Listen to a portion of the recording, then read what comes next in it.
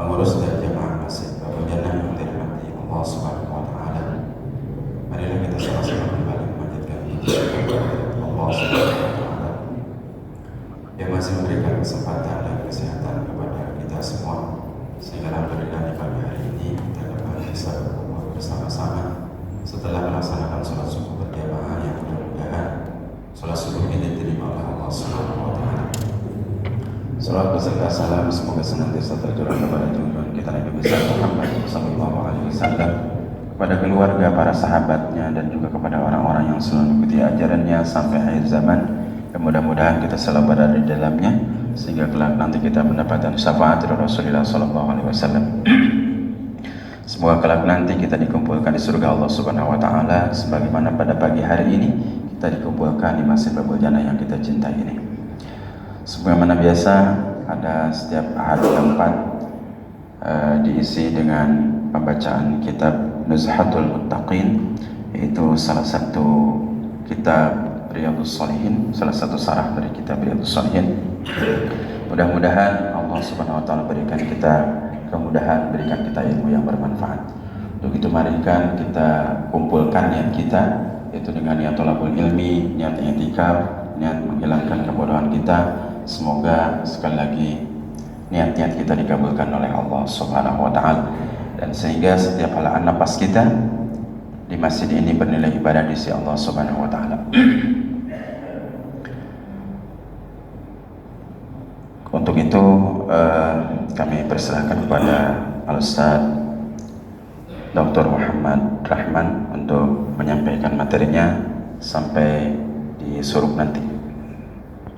Berapa ya? 5 berapa? 5.30 Ustaz. Ada semakin maju.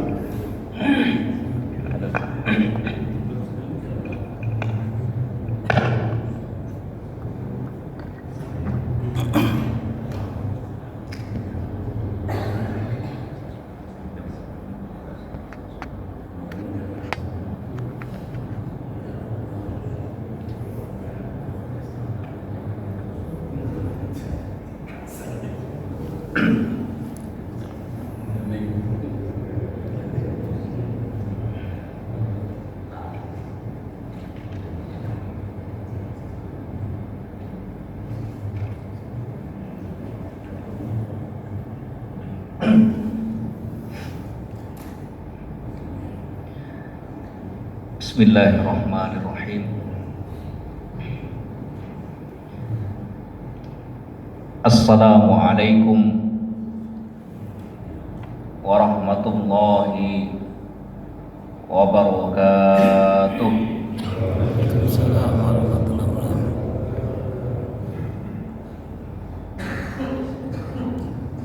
Alhamdulillahi rabbil alamin.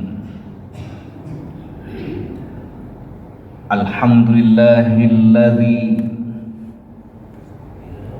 an'amana bi ni'matil imani wal islam. Alhamdulillahilladzi anzalas sakinata fi qulubil mu'minin liyazdadu imanan ma'a imanihim. Alhamdulillahil qail a'udzu billahi minasy syaithanir rajim. Yarfa'illahu alladhina amanu minkum walladzina utul ilma darajat. Allahu bima ta'maluna khabir. Ashhadu an la ilaha illallah wahdahu la syarika lah, wa ashhadu anna Muhammadan abduhu wa rasuluh. Allahumma asbahna ala fitratil Islam wa kalimatil ikhlas wa ala dini nabiyyina Muhammadin sallallahu alaihi wasallam wa ala millati abina Ibrahim hanifan musliman wa ma kana minal musyrikin. Nusalli wa nusallim ala habibina wa qudwatina wa qurrati a'yunina Muhammadin sallallahu alaihi wasallama wa ala alihi wa ashabihi wa man tabi'ahum bi ihsanin ila yaumiddin. Amma ba'du, hamba-hamba Allah, jamaah kajian subuh Masjid Babul Jannah yang semoga senantiasa dirahmati dan diberkahi oleh Allah Subhanahu wa taala. Alhamdulillah, kita bersyukur kepada Allah Subhanahu wa taala atas berbagai macam limpahan rahmat dan karunia yang Allah berikan kepada kita semuanya. Sampai detik ini dengan izin Allah Subhanahu wa taala kita masih diizinkan untuk bernafas. Jasad dan ruh kita belum terpisah, sehingga pada kesempatan yang penuh barokah ini kita bisa mengawali pagi dengan ibadah dan ketaatan kepada Allah Subhanahu wa taala, yaitu melaksanakan salat subuh secara berjamaah. Dan pada kesempatan ini kita bisa hadir dalam majelis ilmu. Semoga semua rangkaian ibadah yang kita lakukan pada pagi ini dikabulkan oleh Allah Subhanahu wa taala sebagai amal soleh yang kelak pada hari kiamat akan memperberat timbangan kebaikan kita. Amin amin ya rabbal alamin. Jamaah sekalian, pada kesempatan ini kita akan mengkaji tentang pembahasan babu tauqiril ulama wal kibar wa ahlil fadli wa taqdimuhum ala ghairihim. Keutamaan memuliakan dan menghormati para ulama, orang yang punya ilmu, wal kibar, keutamaan untuk memuliakan dan menghormati orang tua, wa ahlil fadli, juga keutamaan untuk memuliakan orang yang ahli keutamaan, orang-orang yang memiliki al-fadl, yaitu keutamaan. Wa taqdimuhum ala ghairihim, dan pentingnya mendahulukan mereka, memprioritaskan mereka daripada yang lainnya. Jamaah sekalian, ketika penulis kitab Riyadhus Shalihin, yaitu Al-Imam An-Nawawi rahimahullahu ta'ala, membahas tentang pentingnya bagi kaum muslimin untuk memuliakan ahlul ilmi, memuliakan orang yang lebih tua, memuliakan orang-orang yang memiliki keutamaan. Beliau mengutip sebuah firman Allah Subhanahu wa taala dalam surah Az-Zumar ayat yang ke-9. Surat Az-Zumar ayat yang ke-9 ini menjadi dalil, menjadi landasan bagi kita sebagai orang-orang yang beriman untuk menghormati dan memuliakan orang-orang yang berilmu. Allah Subhanahu wa taala berfirman, A'udzu billahi minasy syaithanir rajim. Qul hal yastawil ladzina ya'lamun wal ladzina la ya'lamun. Innama yatadzakkaru ulul albab. Allah Subhanahu wa taala berfirman, Qul, katakanlah wahai Nabi, katakanlah wahai Rasul. Jadi Bapak dan Ibu sekalian, kalau kita menerjemahkan kata-kata qul, sebaiknya kita terjemahkan katakanlah wahai Nabi, katakanlah wahai Rasul. Kenapa kita tidak mengatakan katakanlah wahai Muhammad?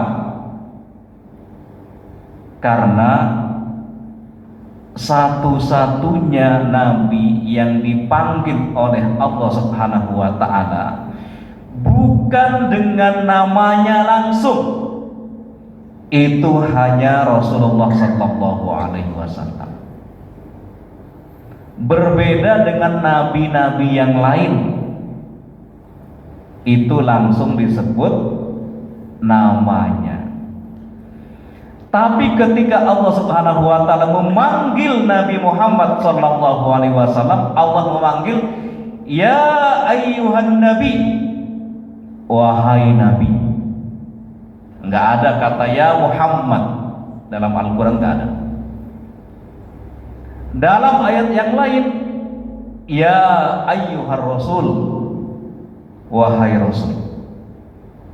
Tapi ketika Allah Subhanahu wa taala memanggil nabi-nabi yang lain selain Rasulullah sallallahu alaihi wasallam, ada di antara mereka yang langsung dipanggil namanya, yang langsung disebut dengan namanya.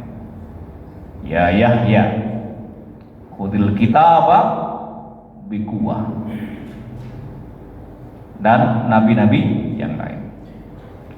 Oleh karenanya, sebagai bentuk etika kepada Rasulullah sallallahu alaihi wasallam ketika menerjemahkan kul, katakanlah wahai nabi, katakanlah wahai Rasul.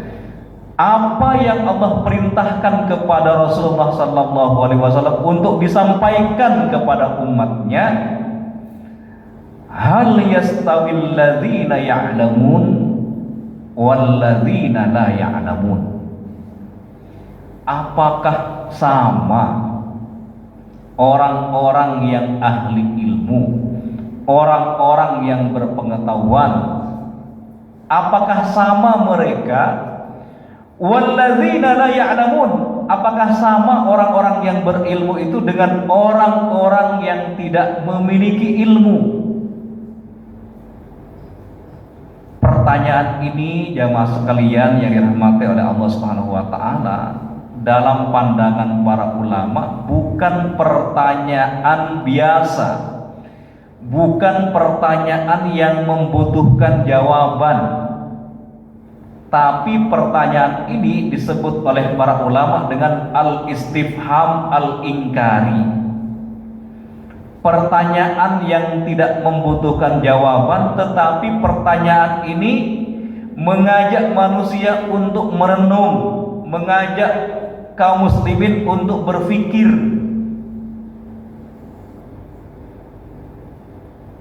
Karena itulah yang disebut dengan istifham ingkari itu, pertanyaannya tidak membutuhkan jawaban, sekali lagi Bapak dan Ibu sekalian, tetapi ajakan untuk merenung, ajakan untuk melakukan refleksi bagi orang-orang yang mau berpikir, bagi orang-orang yang ulul albab.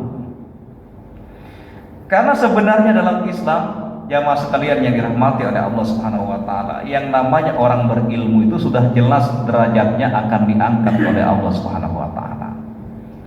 Dalam muqaddimah tadi saya membacakan surat Al-Mujadalah ayat 11 yang menjelaskan keutamaan orang yang berilmu, yaitu a'udzubillahi minasyaitonirrajim, yarfa'illahu alladzina amanu minkum walladzina utul ilma darajat. Allah Subhanahu wa ta'ala akan mengangkat derajat orang-orang yang beriman, dan Allah akan mengangkat derajat orang-orang yang berilmu. Darajat, bukan daraja Pak, tapi darajat, menggunakan jamak, menggunakan kata plural. Itu artinya darajat di sini unlimited. Allah akan memberikan kemuliaan, Allah akan mengangkat derajat orang-orang yang beriman dan orang-orang yang berilmu. Derajatnya itu unlimited, tak terbatas. Wallahu bima ta'maluna khabir. Allah Maha mengetahui apapun yang kalian lakukan. Oleh karenanya, jemaah sekalian yang dirahmati oleh Allah Subhanahu wa taala, sekali lagi ungkapan hal yastawil ladzina ya'lamun wal ladzina la ya'lamun, apakah sama orang-orang yang berilmu dengan orang-orang yang tidak berilmu? Ini bukan pertanyaan biasa, tetapi dikatakan oleh para ulama istifham ingkari, pertanyaan untuk mengajak berpikir manusia. Oleh karenanya ayat ini ditutup oleh Allah Subhanahu wa taala dengan kalimat innama yatadzakkaru ulul albab. Hanya orang-orang yang berpikirlah yang bisa mengambil pelajaran. Artinya hanya orang-orang yang berpikirlah yang bisa mengambil pelajaran bahwa tentu orang yang berilmu itu tidak sama dengan orang-orang yang tidak berilmu. Tentu cara memperlakukan al-alim dengan al-jahil itu berbeda. Betapa mulianya orang-orang yang berilmu, jamaah sekalian. Suatu ketika Rasulullah SAW bersabda yang diriwayatkan oleh sahabat Abu Hurairah. Apa sabda Rasulullah SAW?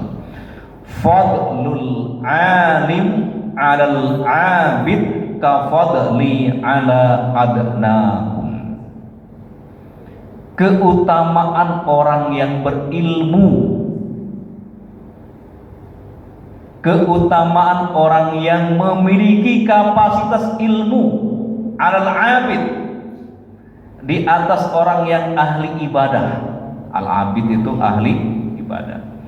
Keutamaan orang yang berilmu dengan orang yang ahli ibadah, al-abid, kata Nabi, kafadli, seperti keutamaan aku, kafadli, seperti keutamaan aku, ala adnakum, di antara orang yang paling rendah di antara sahabat. Artinya keutamaan orang yang berilmu dibandingkan orang yang ahli ibadah itu seperti perumpamaan keutamaan Nabi di atas sahabat yang paling rendah kedudukannya.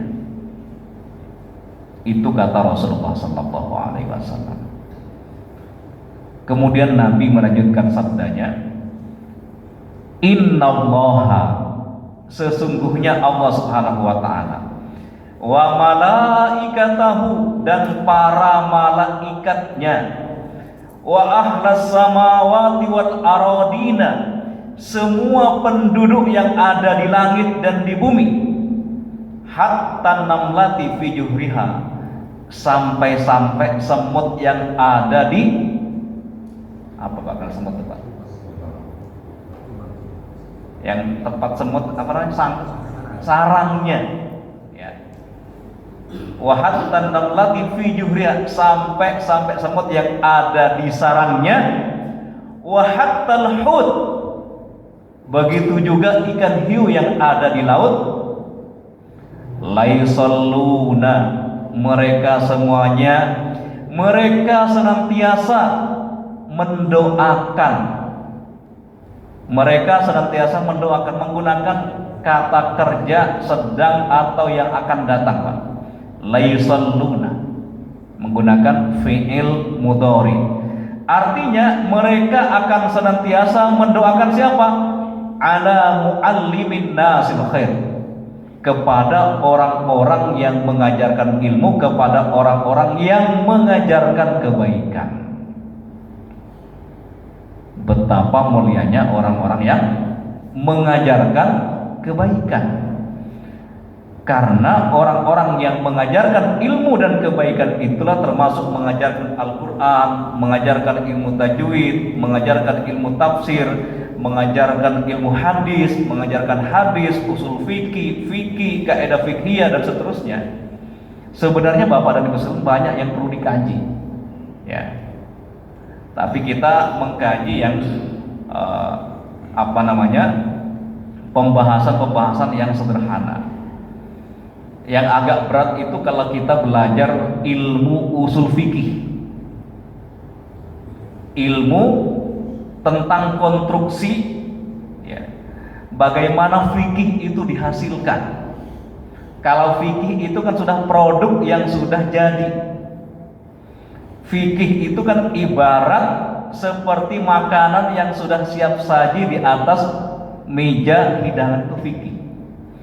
Tapi kalau usul fikih itu kan ibaratnya sebelum makanan jadi, ya, sebelum makanan itu ready di atas meja, itu misalkan kita beli bahannya dulu ke pasar, membeli bahan-bahannya apa saja, kemudian setelah membeli semua bahannya, cara memasaknya seperti apa.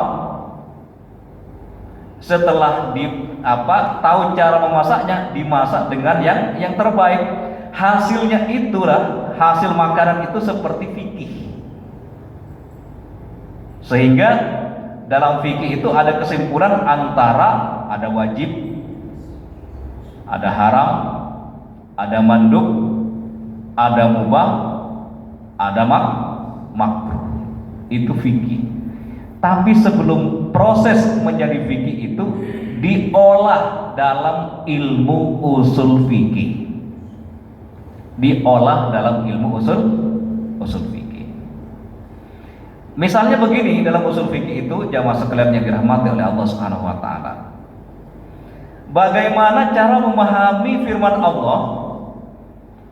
Aqimus sholata wa atuz zakata warga'u ma'ar raki'in.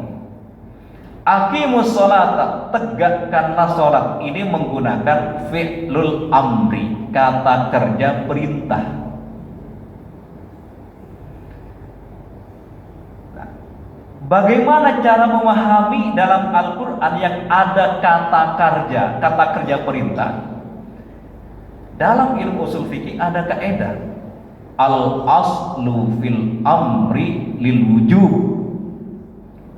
Pada dasarnya kata perintah itu artinya wajib. Jadi kalau ada perintah dalam ayat Al-Quran, dalam hadis Rasulullah SAW, itu prinsipnya adalah wajib. Sebelum ada indikator-indikator atau qarinah namanya, yang memalingkan maknanya kepada makna yang lainnya. Misalnya apa? Ya. Asalnya kan kata perintah itu wajib. Tapi kalau indikator yang bisa memalingkan kepada makna yang lain, maka kata perintah itu bisa maknanya mubah. Bisa maknanya mubah. Misalnya dalam hadis Bapak dan Ibu sekalian. Dalam hadis begini. Kuntu nahaitukum an ziyaratul kubur ala fazuruha fa innaha tuzakkirukum 'alal maut. Mari kita perhatikan hadis ini jamaah sekalian. Kuntu nahaitukum an ziyaratul kubur. Kata Rasulullah sallallahu alaihi wasallam, dulu aku melarang kalian melakukan ziarah kubur. Jadi ziarah kubur itu pernah dilarang oleh Nabi pada awal-awal Islam, sebelum akidah para sahabat itu kuat. Ziarah kubur itu dilarang. Ala fazuruha, kata Nabi. Sekarang berziarahlah kalian ke kuburan, karena dengan ziarah kubur itu kalian bisa mengingat-ingat kematian. Mari kita garis bawahi kata-kata fazuruha. Itu kan menggunakan kata perintah. Tapi kata perintah di sini, Bapak dan Ibu sekalian, maknanya bukan wajib. Jadi ziarah kubur itu maknanya bukan wajib kata para ulama, tapi mubah. Mubah. Asal hukumnya mubah. Kenapa perintah ziarah kubur itu dimaknai mubah? Ada kaedahnya. Kalau ada perintah, kaedahnya begini: al-amru ba'dan nahyi yufidul ibahah. Adanya kata perintah, ada kata perintah nih dalam Al-Quran dan hadis, tapi sebelumnya ada larangan. Sebelumnya kan ada larangan, Pak, larangan ziarah kubur. Sekarang ada perintah, tapi sebelumnya ada larangan. Perintah itu maknanya mubah, Pak, dalam kaidah usul. Jadi ziarah kubur itu asal hukumnya mubah, tapi bisa menjadi sunnah, bisa menjadi wajib, tergantung kondisi seseorang. Kapan ziarah kubur itu wajib? Misalnya ketika kita itu misalnya dalam kondisi terlalu sibuk dengan dunia, sehingga kita sudah lupa masalah-masalah akhirat, lupa mengerjakan perintah-perintah Allah Subhanahu wa taala. Dalam kondisi seperti itu wajib ziarah kubur untuk mengingat-ingat segala penghancur kelezatan dunia. Nah, jamaah sekalian yang dirahmati oleh Allah Subhanahu wa taala, saya kasih contoh yang lain dalam sebuah ayat, bahwa kalau ada perintah yang sebelumnya ada larangan itu artinya mubah. Dalam sebuah ayat dikatakan wa idza halaltum fastadu. Masih ingat Pak ayat ini, Pak? Wa idza halaltum fastadu. Ini bagi orang yang umroh atau haji ya. Wa idza halaltum, kalau kalian sudah selesai tahallul. Tahallul ya. Sudah selesai tahallul. Sudah selesai dari larangan-larangan ihram. Ada perintah, kalau kita sudah tahallul fastadu, maka berburulah kalian. Tapi para ulama menyampaikan, memahami ayat ini bukan wajibnya berburu, tetapi bolehnya berburu walaupun menggunakan kata kerja perintah. Kata perintah. Jadi jamaah sekalian, ketika seseorang selesai tahallul itu dibolehkan berburu. Ya. Bukan wajib. Bayangkan kalau wajib berburu itu terjadi chaos, Pak, di tanah suci. Kalau semua jamaah itu semuanya berburu di padang pasir, itu bisa terjadi chaos. Ya, oleh karenanya supaya tidak terjadi benturan antar sesama jamaah, waktu-waktu jamarot itu, lempar jumroh itu ada waktu-waktu tertentu yang sudah dijadwalkan oleh pemerintah Arab Saudi. Nah, jamaah sekalian yang dirahmati oleh Allah Subhanahu wa taala, inilah beberapa keutamaan ya tentang orang-orang yang berilmu. Kemudian jamaah sekalian, dalam sebuah hadis yang diriwayatkan oleh Imam Muslim, artinya kalau hadis ini diriwayatkan oleh Imam Muslim, itu validitas hadis ini pasti benar, maksudnya pasti sahih, ya. Karena semua hadis-hadis yang ada dalam Sahih Muslim itu dikatakan oleh para ulama sebagai hadis tertinggi yang ketiga. Hadis yang tertinggi yang ketiga derajatnya. Yang paling tinggi itu kan hadis yang kesohihannya disepakati oleh Al-Imam Al-Bukhari dan Imam Muslim, itu namanya muttafaqun alaihi. Yang kedua, hadis-hadis yang hanya disahihkan oleh Al-Imam Al-Bukhari. Yang ketiga, hadis-hadis yang disahihkan oleh Imam Muslim. Ada 7 tingkatan hadis sahih. Nah, hadis-hadis yang ada dalam kitab Sahih Muslim itu hadis yang tertinggi secara hierarki itu nomor 3.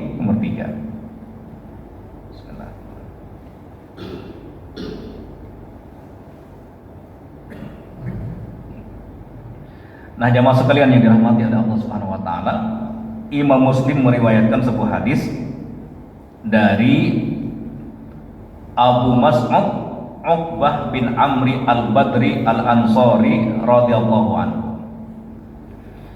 Beliau, Abu Mas'ud ini, meriwayatkan sebuah hadis yang didengar dari Rasulullah sallallahu alaihi wasallam. Rasulullah sallallahu alaihi wasallam bersabda tentang pentingnya memuliakan, mendahulukan orang yang berilmu. Hadisnya berbunyi, ya ummu al-qauma aqra'uhum li kitabillah. Orang yang paling berhak menjadi imam, terutama imam sholat, ya.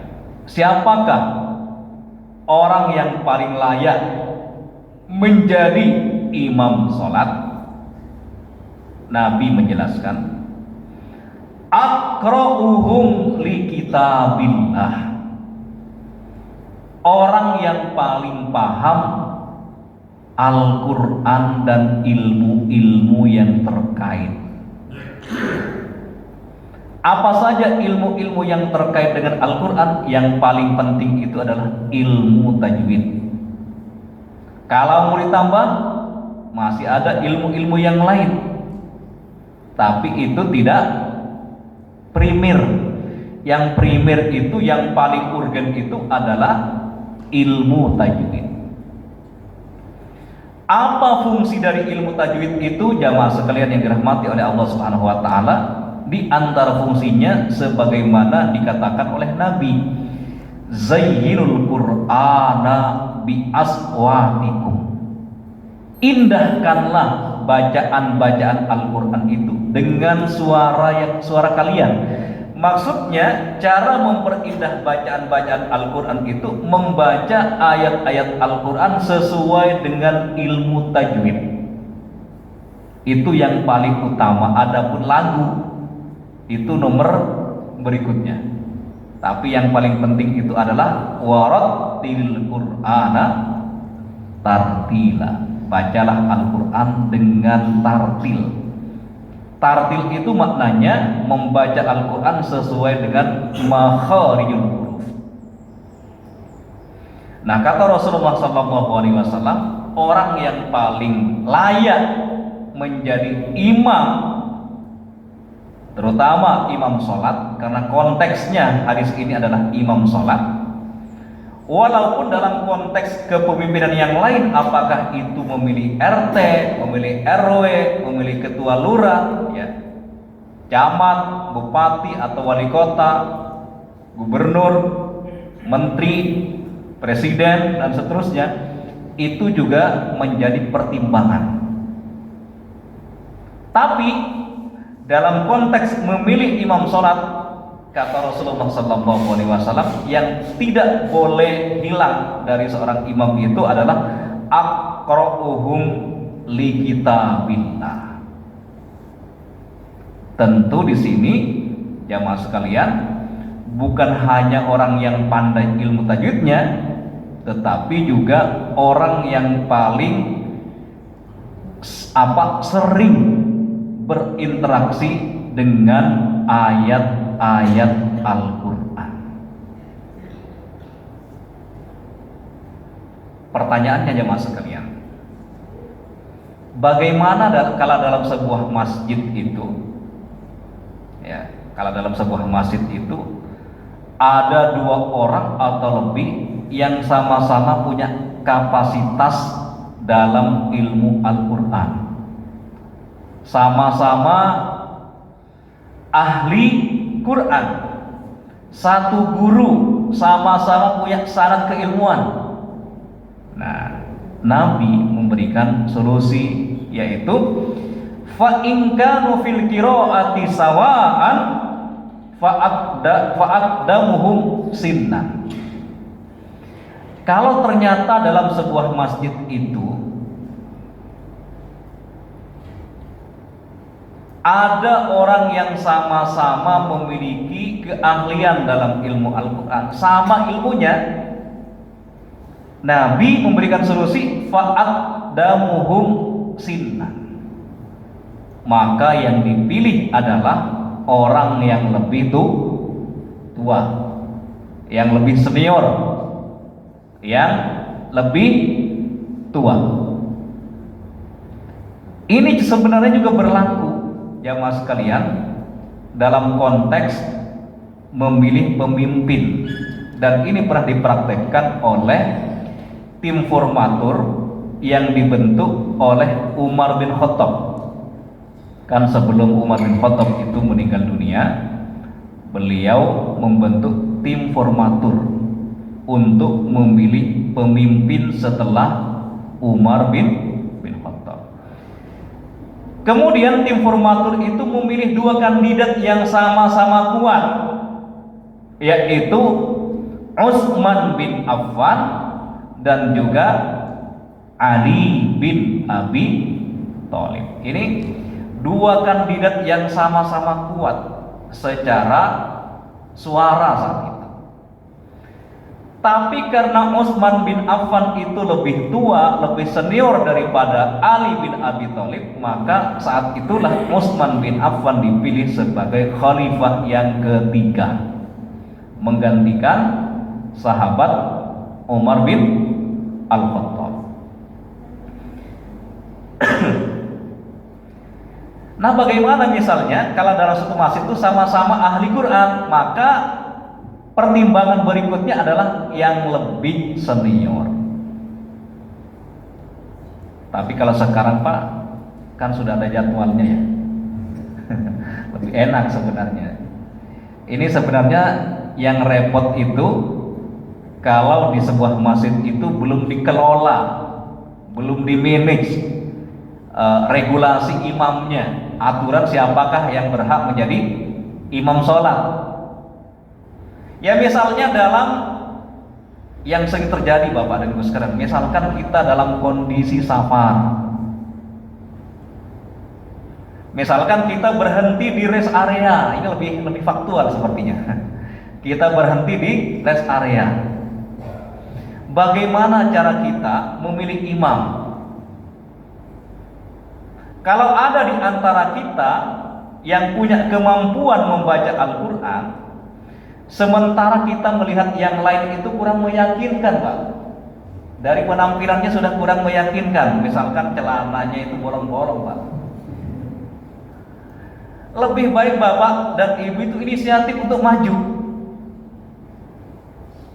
Bukan berarti sombong ya, bukan berarti sombong, tapi lebih baik maju untuk mengimami sholat berjamaah misalkan di rest area, daripada Bapak dan Ibu itu nggak khusyuk sholatnya gara-gara yang jadi imam apalagi sholat maghrib atau isya Pak, yang bacaannya itu adalah bacaan jahar. Jangan sampai nanti ketika mendengar bacaannya itu malah sholat kita nggak khusyuk, karena bacaannya itu adalah bukan orang yang sering baca Quran. Orang yang baca Quran tapi karena tidak ada yang menjadi imam, akhirnya dia yang maju jadi imam. Itu bisa-bisa bubar Pak jamaahnya Pak. Bisa-bisa jamaahnya bubar. Oleh karenanya, dalam kondisi tertentu, di saat kita itu memperhatikan di sebuah tempat itu tidak ada, katakanlah dalam pandangan kita tidak ada yang meyakinkan untuk jadi imam, tidak ada yang menenangkan dari orang-orang itu kita perhatikan boleh kita maju demi kemaslahatan. Apa kemaslahatannya? Pertama, di situ orang-orang yang berjamaah itu merasa nyaman dan mantap dan merasa khusyuk ketika yang menjadi imam itu memang bacaannya bagus secara tajwid, dan diutamakan lagi misalkan kalau sekarang itu bukan hanya tajwid yang enak. Biasanya kan seleksi imam itu berat, sekarang harus hafal 30 juz. Saya baca itu rekrutmen imam itu berat Pak, hafal 30 juz dan suaranya seperti seperti imam Masjidil Haram. Tapi calon imam tuh komplain, gajinya berapa katanya. Kalau gajinya cuma 2 juta 3 juta ya kasihan Pak, udah fokus tapi gajinya masih sedikit gitu kan. Nah jamaah sekalian, kemudian Nabi melanjutkan sabdanya, wala ya umman rajul-rajula fi sultanihi. Hendaknya seseorang itu tidak menjadi pemimpin, tidak menjadi imam di wilayah orang lain, di wilayah kekuasaan orang lain. Maksudnya kalau kita dalam kondisi safar, kita berada di luar kota ini, mampir di sebuah masjid, masjid. Kita harus tahu diri Pak, jangan nyelonong jadi imam. Jangan nyelonong jadi imam kalau di sebuah masjid yang di situ sudah ada imamnya. Kecuali imam tetapnya itu memberikan izin. Misalkan ketika seorang alim, seorang ulama itu datang bertamu ke sebuah masjid atau ke sebuah daerah, kadang-kadang imam tetapnya itu memberikan penghormatan kepada tamu sang ulama itu untuk jadi imam. Itu boleh kali itu. Tapi sebelum orang-orang yang menguasai wilayah itu, maksudnya di situ imam tetap atau mukim, orang yang mukim, sebaiknya musafir itu mengalah dulu, karena itu etika dalam Islam. Wala yakmut fi baitihi ala takrimatihi illa biiznihi. Hendaknya juga ketika ada tamu yang bertamu kepada seseorang, hendaknya tamu itu tidak duduk dulu sebelum diizinkan diizinkan masuk oleh tuan rumah. Ini etika dalam Islam. Karena boleh jadi Bapak dan Ibu sekalian, ketika tuan rumah belum mempersilahkan kita masuk, mungkin ada keluarganya yang masih belum menutup aurat, dan mungkin ada di antara keluarganya juga yang masih siap untuk menerima tamu. Oleh karenanya kita sebagai tamu itu diperintahkan oleh para ulama bahwa ad-dhaifu kal mayyit. Ad-dhaifu kal mayyit. Tamu itu seperti mayit. Harus rela mau diapain sama tuan rumah. Tuan rumah menghormati atau tidak, kita memposisikan diri sebagai mayit. Tapi kita sebagai penerima tamu Bapak dan Ibu sekalian harus mengamalkan hadis yang lain, yaitu barang siapa yang beriman kepada Allah, beriman kepada hari akhir, maka muliakan tamunya. Itu yang pas. Yang kurang pas itu kalau tamunya pakai dalil ini Pak. Nggak ketemu. Tamunya pakai dalil, barang siapa yang beriman kepada Allah, beriman kepada hari akhir, maka muliakan tamunya. Sementara tuan rumah pakai dalil ad-dhaif kal mayyit. Tamu itu seperti mayit. Wah, itu bisa saling seuzon itu Pak. Ini tamunya nggak tahu diri. Kemudian tuan rumahnya juga pelit, ya. Itu jadi kita mengamalkan hadis itu harus proporsional juga Pak. Karena terkadang dalil itu digunakan untuk apa ya? Untuk kepentingan pribadi kadang-kadang itu kurang pas. Oleh karenanya para ulama itu membahas bagaimana cara berinteraksi dengan hadis. Jadi ketika kita membaca hadis itu ada metodenya. Tidak hanya membaca langsung disimpulkan, tetapi ada metode yang ditulis oleh para ulama bagaimana kita berinteraksi dengan hadis-hadis Rasulullah SAW. Karena sering salah kaprah Pak. Ketika misalkan hanya baca hadis, tidak bertanya kepada ahlinya, punya kesimpulan yang keliru Pak biasanya. Nah, jamaah sekalian yang dirahmati oleh Allah Subhanahu wa taala, kemudian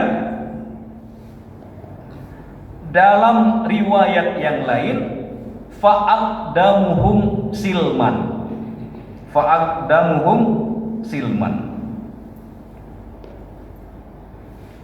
Kalau misalkan seseorang itu ilmunya sama, umurnya sama, ya, umurnya sama, maka yang diprioritaskan, yang didahulukan sebagai imam adalah fa'aqdamuhum silman, yang lebih dulu berislam, yang lebih dulu masuk Islam.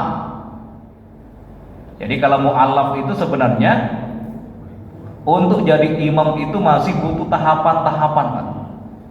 Tapi seringkali kita kebalik-balik Pak. Karena mu'allafnya itu dianggap punya track record sebagai pembelajar, akhirnya mengajar Islam itu nggak masalah sebenarnya kalau tidak ada kaitannya dengan fikih. Kalau fikih itu kan membutuhkan seorang alim. Tapi misalkan kalau mu'allaf itu menceritakan pengalaman spiritualnya, bagaimana dia tertarik kepada Islam, kemudian memberikan motivasi kepada manusia agar masuk Islam, itu sangat dianjurkan. Tapi kalau masuk kepada wilayah-wilayah yang lumayan berat, itu sebaiknya tidak dilakukan ya. Nah, jamaah sekalian yang dirahmati oleh Allah Subhanahu wa taala, masih ada waktu 10 menit.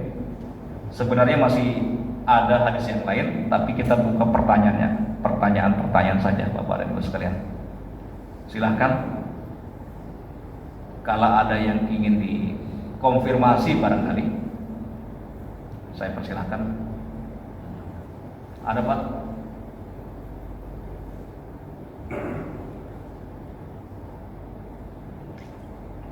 Masih ada waktu 10 menit.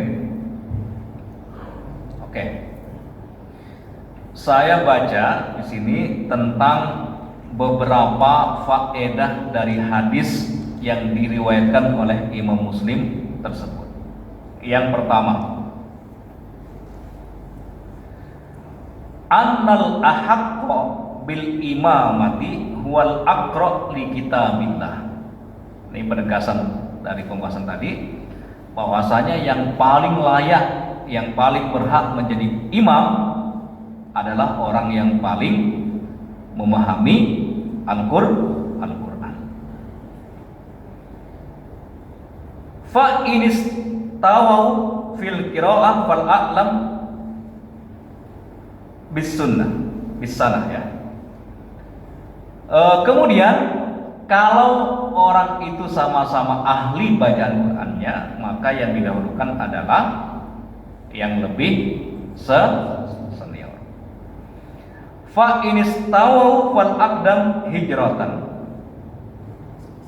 Tapi kalau misalnya umurnya sama, maka yang didahulukan adalah yang lebih duluan hijrah. Ya.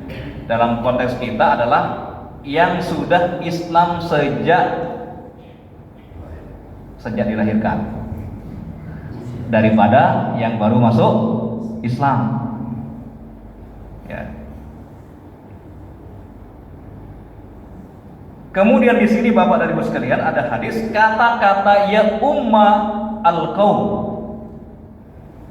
Kan kata-kata kaum itu ya ummal qaum, ya.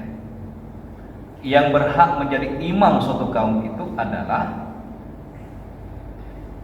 hanya laki-laki, Bapak dan maksudnya yang berhak menjadi imam itu hanya laki-laki. Karena kata-kata kaum itu biasanya baik itu yang ada dalam Al-Qur'an maupun hadis itu diperuntukkan untuk sekelompok laki-laki. Sehingga hadis ini juga dijadikan dalil oleh para ulama bahwa perempuan itu tidak boleh menjadi imam sholat laki-laki. Perempuan boleh menjadi imam untuk sesama perempuan. Dulu kan pernah geger Pak, tahun 2001 Pak ya. Masih ingat Pak? Aminah Wadud itu yang di Amerika. Sekitar tahun 2001 kalau nggak salah, antara tahun 2000 sampai 2001 itu ada peristiwa yang menggegerkan dunia, yaitu Aminah Wadud itu menjadi khatib Jumat dan juga menjadi imamnya, makmumnya laki-laki. Itu pernah terjadi. Itu sekitar 25 tahun yang lalu. Masih ingat Pak ya? Kayak baru kemarin Pak ya, 25 tahun yang lalu. Itu jelas Bapak dan Ibu sekalian melanggar Al-Qur'an, As-Sunnah dan juga ijma' konsensus para ulama. Jadi hadis ini menegaskan secara implisit, secara tidak langsung bahwa perempuan itu tidak boleh menjadi imam sholat laki-laki. Baik Bapak dan Ibu sekalian, kalau nggak ada yang bertanya, saya kira cukup. Kita akhiri dengan bacaan hamdalah. Alhamdulillahirabbil alamin. Subhanaka Allahumma wa bihamdika asyhadu an la ilaha illa anta astaghfiruka wa atubu ilaik. Assalamualaikum warahmatullahi wabarakatuh. Waalaikumsalam warahmatullahi wabarakatuh.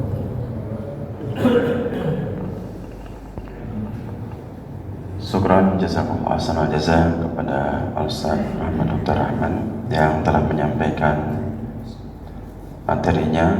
Semoga kita semua diberikan ilmu yang bermanfaat dan semoga Allah berikan kita kekuatan untuk bisa menjalankannya, mengaplikasikannya dalam kehidupan sehari-hari. Karena tadi sudah ditutup dengan doa majlis, ya.